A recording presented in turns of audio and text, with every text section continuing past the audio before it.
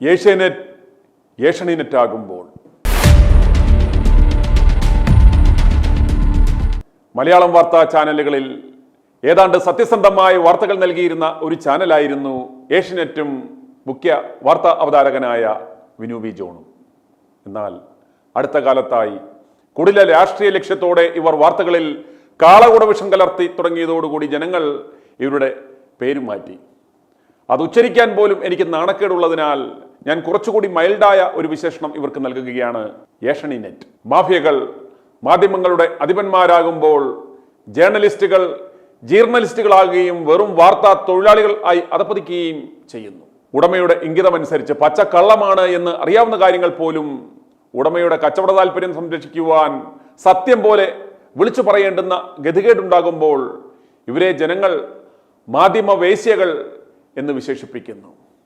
തൻ്റെ ഇടപാടുകാരനെ എന്ത് പണി ചെയ്തു കൊടുത്താലും സന്തോഷിപ്പിക്കുക എന്നതാണല്ലോ ഒരു അഭിസാരികയുടെ ചുമതല. അതുപോലെ തൻ്റെ മുതലാളിയെ സുഖിപ്പിക്കുവാനായി ഇവർ പച്ചക്കള്ളങ്ങൾ ന്യൂസ് റൂമുകളിൽ ഇരുന്ന് കല്ലുവെച്ച നുണകൾ സത്യം എന്ന മട്ടിൽ വിളിച്ചു പറയുന്നു. ഏതാണ്ട് ഈ ഗതികേടാണ് ഇന്ന് വിനു വി ജോണിനും ഏഷ്യനെറ്റിനും. ജനങ്ങൾ ഇത് പക്ഷേ തിരിച്ചറിഞ്ഞതുകൊണ്ടാണ് മരം കൊള്ളക്കാരന്മാരുടെ ചാനലും പോക്സോ കേസ് പ്രതി മുഖ്യ അവതാരകനുമായ ചാനൽ പോലും ഏഷ്യനെറ്റിനെ പിന്തള്ളി ഒന്നാം സ്ഥാനത്തേക്ക് എത്തുന്ന അവസ്ഥ പോലും ഉണ്ടായത്. ഇതിന് ഏറ്റവും പുതിയ ഒരു ഉദാഹരണം പറയാം. രാഹുൽ മാങ്കൂട്ടത്തിനെതിരെ കൃത്യമായ ഗൂഢാലോചന പ്രകാരം മരമുറി ചാനൽ ഒരു ശബ്ദ സന്ദേശം പടച്ചു വിട്ടപ്പോൾ അതിൻ്റെ ആധികാരികത പോലും ഉറപ്പിക്കാതെ ഏഷ്യനെറ്റും വിനു വി ജോണും അത് ഏറ്റുപിടിച്ചു. അതിൻ്റെ പിറകെ ഓടി at last they landed up in the sheet. ഒരു തെളിവുമില്ലെങ്കിൽ പോലും രാഹുലിനെ ക്രൂശിക്കുക എന്ന ലക്ഷ്യത്തോടെ തുടർച്ചയായി ഇവർ അന്തിച്ചർച്ചകൾ സംഘടിപ്പിച്ചു, വ്യക്തിഹത്യ നടത്തി. സംഗതി പാളി എന്ന് കണ്ടപ്പോൾ ഇന്നലെ ഷാഫിയെ കൂടി ക്രൂശിക്കുക എന്ന ലക്ഷ്യത്തോടെ മറ്റൊരു വ്യാജ വാർത്ത കൂടി ഇവർ പടച്ചുവിട്ടു. അതിൻ്റെ തലക്കെട്ട് ഇപ്രകാരമായിരുന്നു: രാഹുലിനെ മണ്ഡലത്തിൽ എത്തിക്കുവാൻ നീക്കവുമായി ഷാഫി എ ഗ്രൂപ്പ് യോഗം ചേർന്നു, വിവിധ സംഘടനകളുടെയും ക്ലബ്ബുകളുടെയും പരിപാടിയിൽ പങ്കെടുപ്പിക്കും. ഷാഫിയുടെ നേതൃത്വത്തിൽ പാലക്കാട്ട് എ ഗ്രൂപ്പ് യോഗം ചേർന്നു.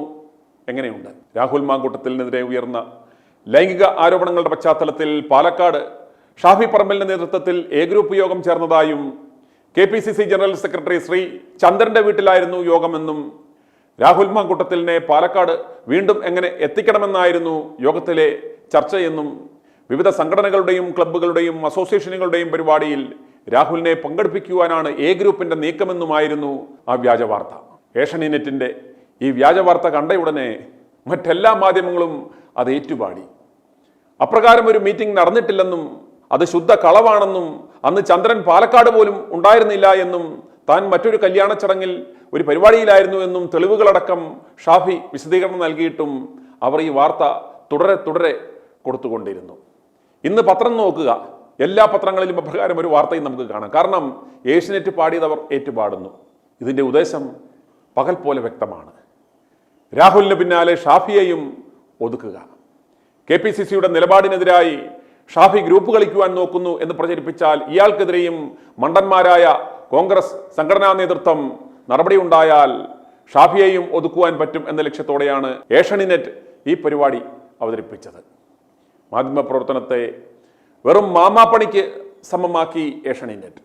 അതിന് കാരണം BJPയെ സുഖിപ്പിക്കുക എന്നത് ഏഷ്യനെറ്റ് മുതലാളിയുടെ അജണ്ടയാണ്. ഏഷ്യനെറ്റ് ഇപ്പോൾ സ്വന്തമാക്കിയിരിക്കുന്നത് ആരാണെന്ന് നിങ്ങൾക്കറിയാമല്ലോ. ഗതികേട് കൊണ്ടാണ് വിനു വി ജോൺ വാർത്തയെ വിഭജിക്കുന്നത് എന്ന് നിങ്ങൾ മനസ്സിലാക്കുക. ഈ പാപ്പരാസികൾ ഒരു തരത്തിലും മനുഷ്യനെ ജീവിക്കുവാൻ അനുവദിക്കത്തില്ല എന്ന് പറഞ്ഞാൽ നാം എന്ത് ചെയ്യും? ഈ വ്യാജ പ്രൊപ്പഗണ്ട കണ്ട് ഷാഫി പറമ്പിൽ നൽകിയ പ്രതികരണം കേൾക്കുക.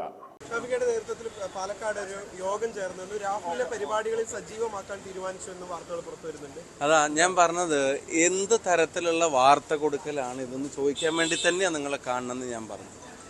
നിങ്ങൾ വടകരയിൽ ഞാൻ വന്ന ദിവസം, നമ്മൾ ബസ് സ്റ്റാൻഡിലെ സമരം നടന്ന ദിവസം തന്നെ ഞാൻ പറഞ്ഞതാണ്.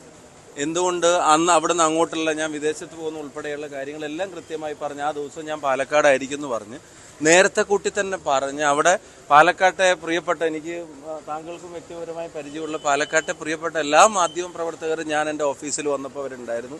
അതിലൊരു മുതിർന്ന പ്രിന്റ് മീഡിയക്കാരനും ഒരു വിഷ്വൽ മീഡിയ ആൾക്കാർ, അതുപോലെ തന്നെ ഒരു ഓൺലൈൻ മീഡിയ ആൾക്കാർ ഉൾപ്പെടെ എൻ്റെ കൂടെ അവിടെ ഓഫീസിനകത്തിരുന്നത് ഞാൻ ആളുകളെ കാണുന്നവർ സംസാരിക്കുന്നതൊക്കെ കണ്ടതാണ്.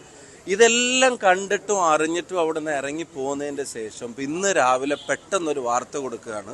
സി ചന്ദ്രൻ, KPC ജനറൽ സെക്രട്ടറി സി ചന്ദ്രൻ്റെ വീട്ടിൽ ഷാഫി പറമ്പിലും അവരെല്ലാവരും കൂടെ ചേർന്ന് ഗ്രൂപ്പ് യോഗം ചേർന്നു എന്നുള്ളത്. എന്നാൽ ഒരു കാര്യമെങ്കിലും ആലോചിക്കുക, ഈ പറഞ്ഞ വ്യക്തി അവിടെ ഉണ്ടെന്ന് പോലെങ്കിലും അന്വേഷിക്കണ്ടേ? അദ്ദേഹം 25-ാം തീയതി മംഗലാപുരത്തേക്ക് പോവുകയാണെന്നും അദ്ദേഹത്തിൻ്റെ മകൻ കല്യാണം കഴിച്ചിരിക്കുന്ന അവിടെയാണ്. അപ്പോൾ അവർ കുടുംബസഹിതം ഒരു യാത്രയിലാണ്, നേരത്തെ തീരുമാനിച്ചതാണ്, മാറ്റാൻ പറ്റില്ല, നീ വരുമ്പോൾ ഞാൻ ഉണ്ടാവില്ല മോനെ എന്ന് പറഞ്ഞു വെച്ചിട്ടാണ് എന്നോട് പോകുന്നത്. എന്ന് മാത്രമല്ല, അദ്ദേഹം ഇന്ന് രാവിലെ 6:30 മണിക്കാണ് തിരിച്ച് പാലക്കാട് എത്തുന്നത്. വെസ്റ്റ് കോസ്റ്റിൽ മംഗലാപുരത്ത് നിന്ന് ട്രെയിൻ കയറി രാവിലെ 6:30 മണിക്ക് വെസ്റ്റ് കോസ്റ്റിൽ എത്തുക. ആ മനുഷ്യൻ്റെ വീട്ടിൽ അയാളും ഞാനും എല്ലാം കൂടെ ചേർന്ന് ഇന്നലെ ഗ്രൂപ്പ് യോഗം ചേർന്നു എന്ന് അങ്ങോട്ട് വാർത്ത കൊടുക്കുക. പുള്ളി ടിക്കറ്റ് കാണിച്ചു കൊടുത്തു, പുള്ളി പിന്നെ കൊല്ലൂർ മൂകാംബിക ക്ഷേത്രത്തിൽ നിന്ന് അവിടെ ദർശനത്തിന് പോയപ്പെടുത്ത ഫോട്ടോ കാണിച്ചു കൊടുത്തു. അതെല്ലാം കാണിച്ചു കൊടുത്തിട്ടും വാർത്ത കൊടുക്കുക. ഞാൻ പറഞ്ഞ വാർത്തകൾ ഉള്ളതിനെ നിങ്ങൾ കൊടുക്കാതിരിക്കുകയും ചെയ്യും. വാർത്തകൾ ഉണ്ടാക്കിയിട്ട് അതിനെ ഗ്രൂപ്പ് യോഗമാക്കി ഞാൻ പോയിട്ടേ ഇല്ലാത്തൊരു വീട്ടിൽ, ഞാൻ ഇന്നലെ കടന്നു ചെന്നിട്ടേ ഇല്ലാത്തൊരു വീട്ടിൽ വെച്ച് ഞാൻ ഗ്രൂപ്പ് യോഗം ചേരുന്നു എന്ന് പറയാം. ഇന്നലെ ആണെങ്കിൽ ഞാൻ ആ കല്യാണത്തിന് വന്നതാണെന്നുള്ളത് എല്ലാവർക്കും അറിയാം. അവിടെ എല്ലാ മാധ്യമങ്ങളും ഉണ്ടായിരുന്നു, അവിടെ പിന്നെ പാർട്ടി പ്രവർത്തകർ വന്നിരുന്നു, ഓഫീസിൽ അവരൊക്കെ കണ്ട്. ഞാൻ അവിടെ നിന്ന് ഇറങ്ങിയ ശേഷം ഞാൻ സി ചന്ദ്രേട്ടൻ്റെ വീട്ടിലേക്ക് ഇന്നലെ പോയിട്ടേ ഇല്ല, ഞാൻ ആ ഭാഗത്തേക്കേ പോയിട്ടില്ല. അപ്പം ഞാൻ അവിടെ പോയിട്ടേ ഇല്ല എന്നുള്ളത് ഒന്ന് അന്വേഷിച്ചാൽ മനസ്സിലാക്കാവുന്ന ഈ പറയുന്ന സി ചന്ദ്രേട്ടൻ, KPC ജനറൽ സെക്രട്ടറി, അദ്ദേഹം ഇന്നലെ പാലക്കാടേ ഇല്ലാഞ്ഞു ഇന്ന് രാവിലത്തെ വെസ്റ്റ് കോസ്റ്റിലാണ് വന്നത് എന്നുള്ളത് ടിക്കറ്റും ഫോട്ടോയും സഹിതം ഒരു മനുഷ്യൻ കാണിച്ചിട്ട് നിങ്ങൾ അടുത്ത വരി കൊടുക്കുന്നത് നിഷേധിച്ചു ഷാഫി എന്നുള്ളത്. അപ്പോഴും അവിടെ യോഗം ചേർന്നു എന്നുള്ളത് നിങ്ങൾ ഒഴിവാക്കുന്നില്ല, ഗ്രൂപ്പ് യോഗം ചേർന്നു എന്നുള്ളത് ഒഴിവാക്കുന്നില്ല. എന്നിട്ട് ഞാൻ ചോദിച്ചപ്പോൾ ഒരു മാധ്യമ പ്രവർത്തകർ ഞങ്ങൾക്ക് വിശ്വസനീയമായ പിന്നെ സോഴ്സിൽ നിന്ന് കിട്ടിയതാണെന്ന്. ഞാൻ പറഞ്ഞ ഏട്ടൻ ഞാൻ അവിടെ ഉണ്ടായിട്ടേ ഇല്ല, ആ വീട്ടിലേക്ക് ഞാൻ പോയിട്ടേ ഇല്ല എന്ന് ഞാൻ തന്നെ നേരിട്ടതാ സാക്ഷ്യപ്പെടുത്തുന്നു. ഞാൻ യോഗം ചേർന്നു എന്നാണല്ലോ നിങ്ങൾ പറയുന്നത്. അപ്പം എനിക്ക് അതിനെ സംബന്ധിച്ച് തന്നെ പറയാനുള്ളത്, ഇത് യഥാർത്ഥത്തിൽ മാധ്യമ പ്രവർത്തനത്തിൻ്റെ തന്നെ വിശ്വാസ്യത കളയാണ്. ഏതെങ്കിലും ഒരു ചാനൽ അവരുടെ ഏതെങ്കിലും അജണ്ട പ്രകാരം ഒരു വാർത്ത എന്ന് കൊടുക്കുമ്പോൾ അത് ബാക്കി എല്ലാവരും കൂടെ ഏറ്റെടുത്തിട്ട് അവരും അവരുടെ വിശ്വാസ്യത കളയണം എന്നുള്ള നിർബന്ധം ഉള്ളതുപോലത്തെ വാർത്തയാണ് കൊടുത്തത്. എന്നാൽ അതിൻ്റെ യാഥാർത്ഥ്യങ്ങൾ പറഞ്ഞിട്ട് അതിൻ്റെ കാര്യങ്ങൾ പറഞ്ഞിട്ട് അദ്ദേഹം പത്രസമ്മേളനം നടത്തി, ടിക്കറ്റ് കാണിച്ചു, ഫോട്ടോ കാണിച്ചു, എല്ലാം കാണിച്ചു. എന്നാൽ അത് കണ്ടാലെങ്കിലും പറയണ്ടേ അങ്ങനെ ഒരു യോഗം ഉണ്ടായിട്ടില്ല, അതിനൊരു ക്ലാരിഫിക്കേഷൻ ഇല്ല. അപ്പോൾ ഒരൊറ്റ ആ ടൈറ്റിലിൻ്റെ കൂടെ ഒരു വരിയും കൂടെ നിഷേധിച്ച് ഷാഫി. ഓൺലൈൻ വാർത്തകൾ നിങ്ങളുടെ എല്ലാ ചാനലുകളും കൊടുത്തു, പിന്നെ വിഷ്വൽ മീഡിയയിൽ വാർത്ത കൊടുത്തു, പ്രിന്റുകളുടെ ചില ഓൺലൈൻ ഇതിലും കണ്ടു. അതൊന്നും പിൻവലിക്കുന്നില്ല, ഇങ്ങനെ വാർത്തകൾ ഉണ്ടാക്കുക. ഇത് ഞങ്ങളുടെ മാത്രമല്ല, നിങ്ങളുടെ ക്രെഡിബിലിറ്റിയുടെ കൂടെ ഇഷ്യൂ അല്ലേ. ഞാൻ തറപ്പിച്ചു പറയുന്നു, ഞാൻ ഇന്നലെ സി ചന്ദ്രൻ്റെ വീട്ടിലേക്ക് പോയിട്ടേ ഇല്ല, കാരണം അതേ അവിടെ ഉണ്ടായിരുന്നില്ല. നിങ്ങളറിയാം, ഞാൻ അവിടെ ഉള്ളപ്പോൾ എപ്പോഴും ഞാൻ പാലക്കാട് ഉണ്ടെങ്കിൽ ഞാൻ പോകുന്നതാണ്, കാണുന്നതാണ്. പക്ഷെ ഇന്നലെ ഞാൻ അവിടെ പോയിട്ടേ ഇല്ല, കാരണം അതേ ഉണ്ടായിരുന്നില്ല. ഇല്ലെങ്കിൽ ഞാൻ പോയിട്ടുണ്ടാവുമായിരുന്നു, അതേ ഓഫീസിലും വന്നില്ല. അപ്പൊ ഇത് നിങ്ങൾ ജനങ്ങളുടെ മുമ്പിൽ എന്നിട്ട് എനിക്ക് അതിനകത്ത് കൗതുകരമായി തോന്നിയത് ഈ യാഥാർത്ഥ്യങ്ങളെല്ലാം അദ്ദേഹം തന്നെ നേരിട്ട് വന്ന് പത്രസമ്മേളനം നടത്തിയിട്ടും ഈ രാവിലത്തെ വാർത്തക്ക് മാറ്റമില്ല, യോഗം ചേർന്നു, അതിൻ്റെ എല്ലാം പറഞ്ഞു കഴിഞ്ഞിട്ട് നിഷേധിച്ച് ഷാഫി ഒരു വരി. അതെന്ത് മാധ്യമ പ്രവർത്തനം? CPIM-ന് വേട്ടയാടാനുള്ള അജണ്ട ഉണ്ടാവും. ആ അജണ്ട മാധ്യമങ്ങൾക്ക് പടർന്നു കിട്ടേണ്ട കാര്യമുണ്ടെന്ന് ഞാൻ ഇപ്പോഴും കരുതുന്നില്ല. അവരുടെ പൊളിറ്റിക്കൽ അജണ്ട മാധ്യമങ്ങൾക്ക് പകർന്നു കിട്ടേണ്ട ഒന്നാണെന്ന് ഞാൻ ഇപ്പോഴും കരുതുന്നില്ല. അപ്പൊ ഇങ്ങനെ വിശ്വാസ്യത കളയുന്ന തരത്തിലുള്ള ചില വാർത്തകൾ ഏതെങ്കിലും ഒരു ചാനൽ കൊടുത്താൽ എന്നാൽ അവരുമായിട്ട് മത്സരിച്ചിട്ട് ഞങ്ങളുടെ വിശ്വാസ്യത ഞങ്ങളും കൂടെ കളയട്ടെ തരത്തിലുള്ള വാർത്ത കൊടുക്കുന്നത് ശരിയല്ല. എന്നാൽ അതിന്റെ യാഥാർത്ഥ്യങ്ങൾ പറഞ്ഞു ബോധ്യപ്പെടുത്തുമ്പോൾ ആ രാവിലെ കൊടുത്ത ഗ്രാവിറ്റിയിൽ എന്നാൽ അങ്ങനെ ഒരു യോഗം ഉണ്ടായിട്ടില്ല എന്നുള്ളത് പറയാൻ നിങ്ങൾ മടിക്കുക. നിങ്ങൾ കൊടുത്തത് തെറ്റാണെങ്കിൽ പോലും, തെറ്റായ വാർത്തയാണെങ്കിൽ പോലും കൊടുത്ത സ്ഥിതിക്ക് വേണമെങ്കിൽ ഒരു നിഷേധം പേരിന് കൊടുത്തേക്കാം എന്നുള്ള ഒരറ്റിന്. ജനങ്ങൾ ജയിപ്പിച്ച MLA ആണ് രാഹുൽ മാങ്കൂട്ടത്തിൽ. അയാളിങ്ങനെ മണ്ഡലത്തിൽ വരാത്തത് ജനങ്ങളോട് ചെയ്യുന്നൊരു അനീതിയല്ലേ? അത് അയാൾ തീരുമാനിക്കട്ടെ, അയാൾ മണ്ഡലത്തിൽ വരണോ എപ്പോൾ വരണോ വേണ്ടേ എന്നുള്ളത് അയാൾ തീരുമാനിക്കട്ടെ. കോൺഗ്രസ് പാർട്ടിയുടെ തീരുമാനം കോൺഗ്രസ് പാർട്ടി എടുത്തു കഴിഞ്ഞു.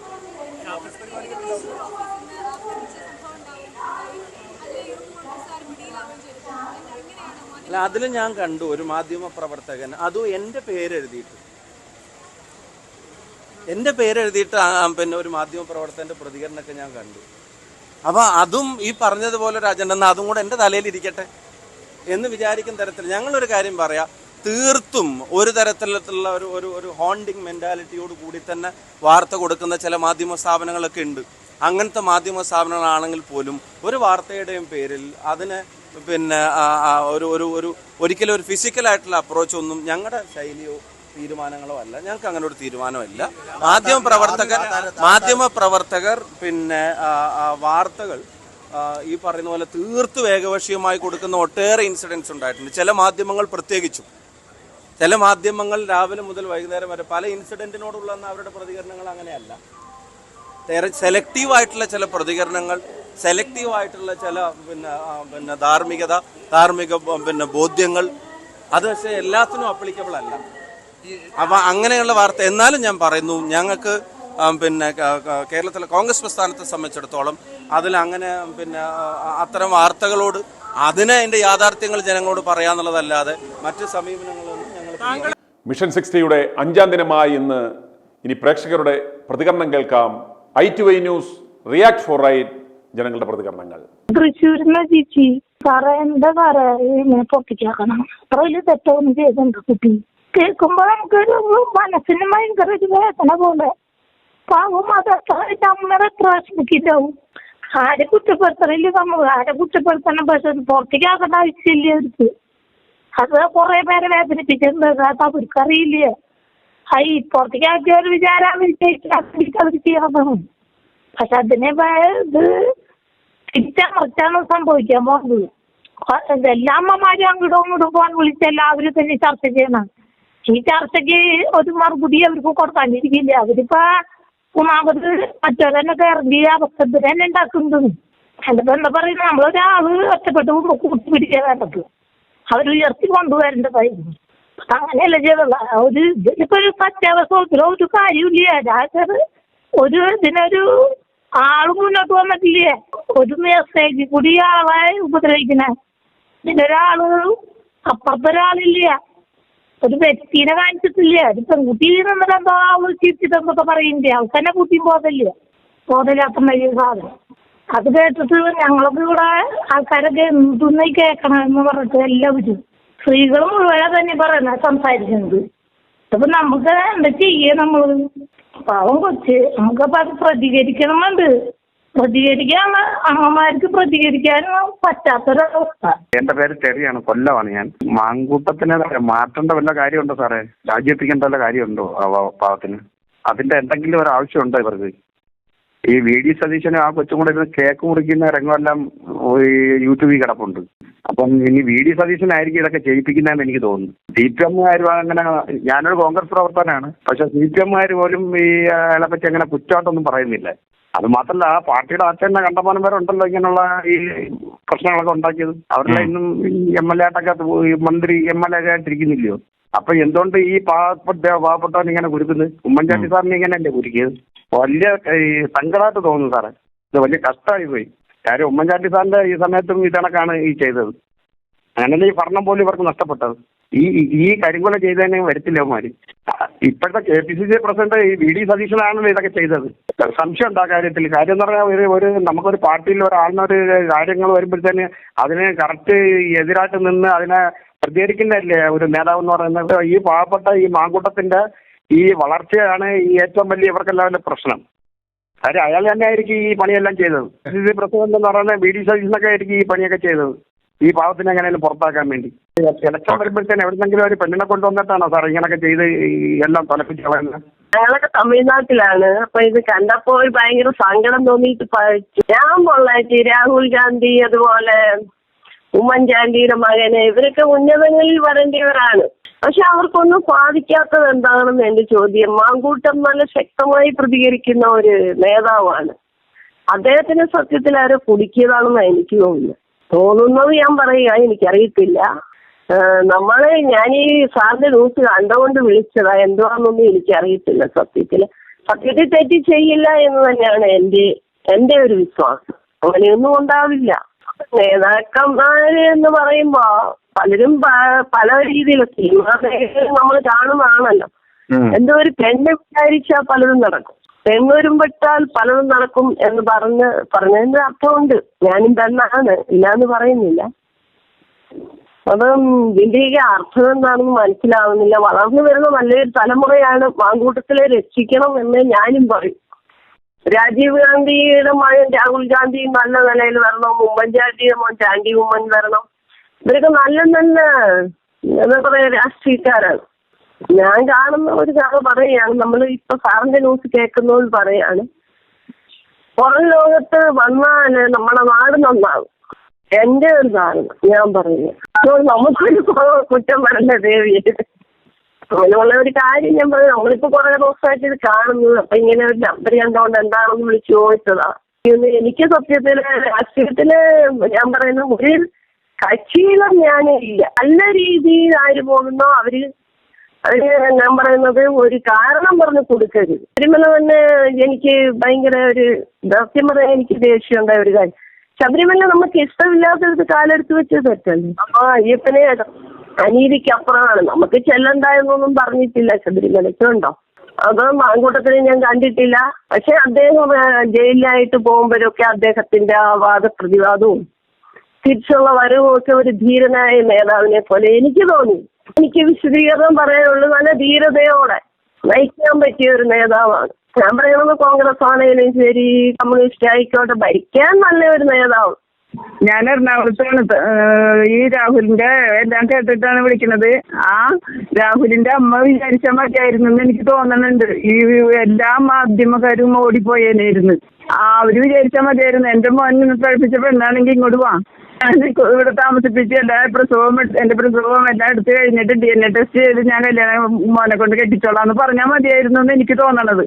എങ്കിൽ എല്ലാരും മാറിപ്പോയേനെ. അതിന് ഇത്രയും വരെ എത്തിക്കേണ്ട ആവശ്യമില്ലായിരുന്നു. അമ്മ ഇറങ്ങിയാൽ മതിയായിരുന്നു. അമ്മ ഇറങ്ങിയിട്ട് പറയണമായിരുന്നു, ഞാൻ എന്റെ മോൻ പഠിപ്പിച്ച പെണ്ണ് ഏതാന്ന് വെച്ചാൽ ഞാൻ സംരക്ഷിച്ചോളാം, പ്രസവം കഴിഞ്ഞിട്ടേ കെട്ടുള്ളൂ, DNA ടെസ്റ്റ് ചെയ്തിട്ടെന്ന് പറഞ്ഞാൽ മതിയായിരുന്നു. എങ്കിൽ ഇതിൽ യാതൊരു പ്രശ്നം ഉണ്ടാവില്ല എന്നാ എനിക്ക് തോന്നുന്നത്. ഇത്രയും വരെ എത്തിക്കേണ്ട ഒരു കാര്യമില്ലായിരുന്നു.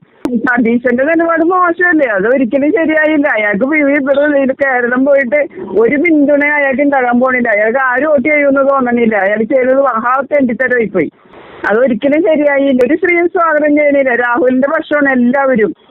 ഒരാളും സ്വാഗതം ചെയ്യണില്ല. രാഹുൽ സ്വതന്ത്രമായിട്ട് നിന്നാൽ പോലും ജയിക്കും, തീർച്ചയായിട്ടും ജയിക്കും.